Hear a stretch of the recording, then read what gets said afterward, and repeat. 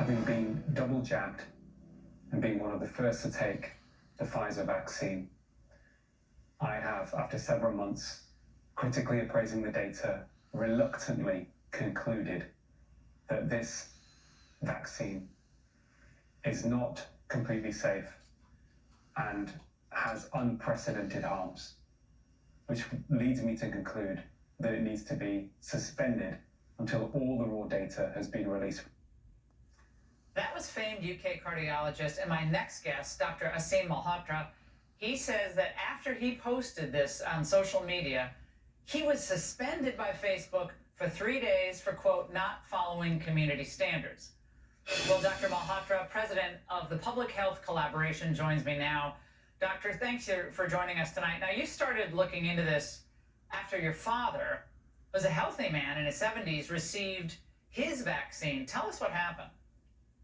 Good evening, Laura. Thank you for having me. So I originally, interestingly, was one of the first to have 2 doses of the vaccine, and even went on Good Morning Britain to help tackle vaccine hesitancy, because although I've been very suspicious, as many people have been, about the pharmaceutical industry-sponsored research for many years and the reliability of it, I never conceived of the possibility, Laura, that a vaccine could do harm, and certainly not harm to the heart. And then in July of last year, my father, who was very fit and active and well, I'd actually carried out some routine heart checks on him a few years earlier. Everything was good. He suffered an unexplained sudden cardiac arrest at home. And his post-mortem findings didn't at the time make any sense to me. He had very severe narrowings of the coronary arteries, what we call critical stenoses. And then several months later, lots of different data started to emerge, which essentially, to summarize, suggested that the mRNA vaccines, Pfizer, Moderna, for example, likely accelerates coronary artery disease. So I then decided to do my own critical appraisal of the data and spent several months looking at it myself, speaking to eminent scientists in various universities, Oxford, Stanford, Harvard, experts in immunology. 2 Pfizer whistleblowers spoke to me as well, and I spoke to 2 investigative journalists. And then I decided I was going to publish my findings in a medical journal, which went through peer review. And essentially the conclusions are this, Laura, that unfortunately this particular vaccine has harms that are unprecedented. The efficacy is actually very, very poor, and I can break that down for you in a second. But what the conclusions are, very clear, overwhelming, unequivocal evidence that these vaccines need to be suspended, paused, pending an inquiry. Now, a new study, Dr. Malhotra, by folks at Kaiser Permanente revealed that 1 in 7,000 boys in the U.S., ages 12 to 15, develop myocarditis after receiving the Pfizer vaccine. Meanwhile, the FDA just approved boosters for children as early as age 5 to 11.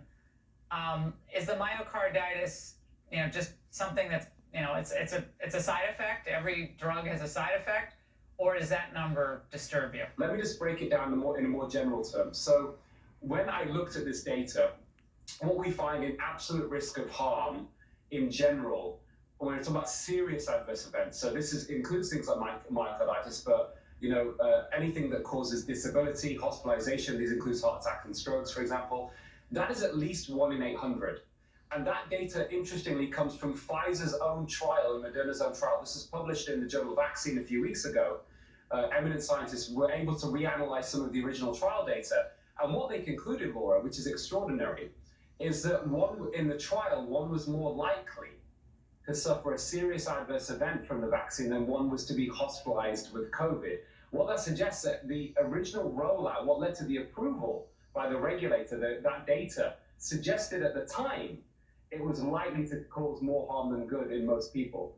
And that's a smoking gun. That's more than enough evidence for us to pause and stop the vaccine rollout. So myocarditis is one issue.